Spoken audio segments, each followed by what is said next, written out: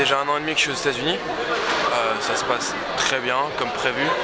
Une super équipe de golf, une super ambiance. On a eu l'occasion de changer de coach au bout d'un semestre, donc au mois de janvier. On a un nouveau coach très performant. Une très bonne équipe, on a eu des bonnes recrues cette année, on attend de très bonnes recrues l'année prochaine. Et pour moi tout se passe bien, l'école se passe super bien. J'ai étudié la finance là-bas comme je t'avais dit il y a à peu près 2 ans maintenant, lors d'un dernier interview. Et puis tout va pour le mieux et je suis vraiment content d'être dans un pays où le sport et la culture sportive est mise en avant par rapport à notre pays où on vit de nos jours. Ouais, tu as un vrai cycle études le matin et sport l'après-midi, comment ça se passe? Alors c'est pas comme les sports études en France, c'est-à-dire qu'on choisit le nombre d'heures de cours qu'on veut au semestre. Donc c'est un minimum de 12 et un maximum de 18. Donc moi je prends 18 heures de cours par semaine qui sont aménagées. On choisit en étant athlète l'aménagement des cours, c'est-à-dire que je pourrais avoir 4 heures le tous les matins ou avoir 4 heures plus l'après-midi. Généralement chaque semestre notre coach veut que nous ayons des blocs d'entraînement, donc c'est-à-dire qu'on s'entraîne tous les jours de 2 à 6 heures, du lundi au vendredi. Et le week-end on a soit des qualifications, soit des parcours de reconnaissance pour des futurs tournois, soit des parcours d'entraînement avec les gens de mon équipe.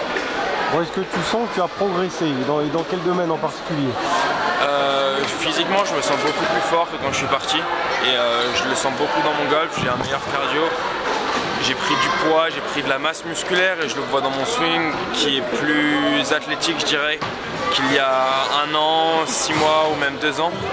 Donc j'ai vraiment progressé au niveau physique, niveau golfique, je me suis amélioré.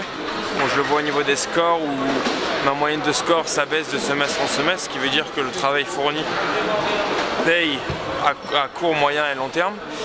Et niveau scolaire, tout se passe pour le mieux. Et l'avantage d'être parti là-bas, c'est aussi que maintenant je suis bilingue en anglais.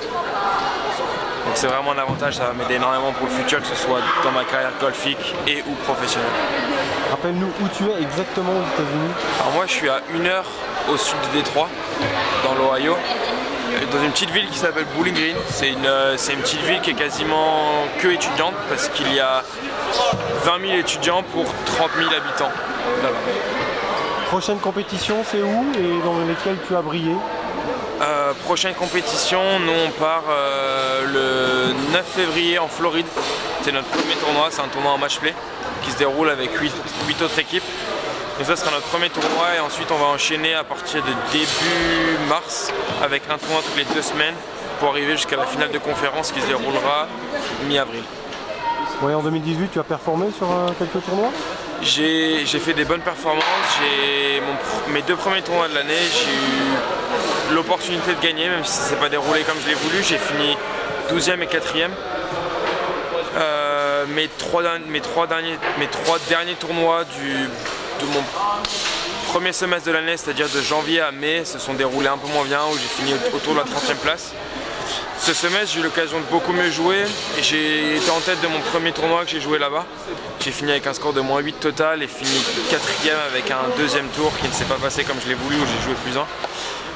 Mon dernier tournoi où j'ai fini 10e à 3 coups de la gagne, c'était très serré et pour ces 2 tournois-là, j'ai fait 2 très bons tournois. Et mes 3 tournois du milieu qui se sont déroulés, je dirais correctement, où j'ai fini à chaque fois dans le top 30. Bon, l'idée c'est quoi? Qu'est-ce que tu ambitionnes? Parce qu'il y a beaucoup d'appelés, très peu d'élus dans le sport d'élite. Comment tu vois ton avenir? Est-ce que tu peux en vivre? Point d'interrogation. Alors pour le moment, je dirais que je vis un peu sur 2 tableaux, c'est-à-dire que je fais des études de finance. Je veux avoir un plan B, un très bon plan B. C'est-à-dire que si je venais à ne pas passer pro, si je venais à me blesser, pour n'importe quelle raison, devoir suivre un chemin professionnel, j'ai envie d'avoir un plan B très sûr pour pouvoir avoir le job que je veux. Mine de rien, je m'entraîne au maximum et essaye de vivre de ma passion et de faire du mieux que je peux tous les jours et essayer de devenir meilleur de jour en jour pour pouvoir avoir la chance peut-être et l'occasion de pouvoir passer professionnel à la fin de mes études, c'est-à-dire dans 3 ans et demi. Ne pas avoir de regrets, c'est un peu ce que tu te dis. Exactement, je préfère... On a peut-être une chance sur 100, 1000, 10 000, 100 000, mais j'ai vraiment envie de jouer cette carte à fond et de me donner au maximum et de ne pas avoir de regrets au moment de faire mon choix.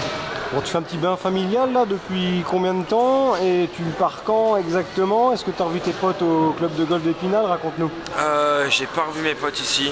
Je suis allé au golf d'Épinal qui est malheureusement fermé juste pour m'entraîner un petit peu, taper des balles 2-3 fois par semaine.